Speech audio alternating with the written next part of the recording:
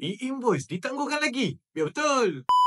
Okey guys, 5 Jun 2025 semalam LHDN dah umumkan penambahan fasa baru iaitu fasa kelima. Okey, dah jadi satu perubahan lagi sekali. Okey, kalau kita tengok untuk perniagaan yang melebihi RM500,000 sepatutnya mereka implement e-invoice pada 1 Julai which is bulan depan. Tetapi semalam LHDN buat satu announcement untuk mana-mana perniagaan yang telah melebihi sales dia, turnover ke revenue dia melebihi RM5 juta sehingga RM23 juta akan bermula pada 1 Julai 2025.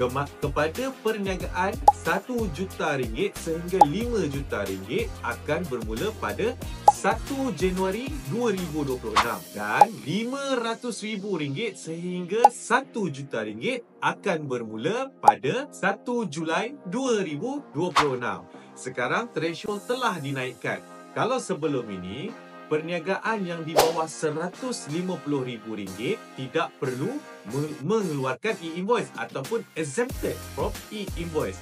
Sekarang LHDN buat pengumuman semalam 5 Jun 2025, mana-mana perniagaan yang di bawah RM500,000 mereka di-exemptkan daripada menggunakan e-invoice.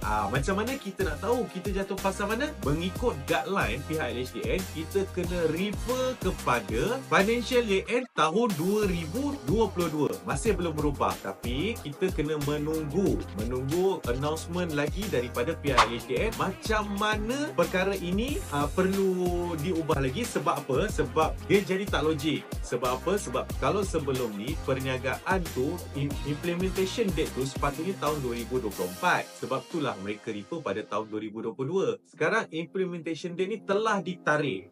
So nak tak nak kita kena tunggu adakah masih tengok tahun 2022 ataupun kena tengok 2023 ataupun yang ke atas. Tetapi mana-mana perniagaan yang telah ditubuhkan ataupun mula beroperasi pada tahun 2023 ke atas, mereka perlu merujuk kepada revenue, jualan ataupun turnover lah, apa bahasa yang korang pakai, pada hujung tahun tersebut. Dia tak refer balik tahun 2022 sebab dia baru buka tahun 2023 kan. So kalau korang nak tahu lebih lanjut pasal isu e-invoice ni, komen nak, nanti aku dapat info, aku cerita. Jangan lupa follow, like dan share.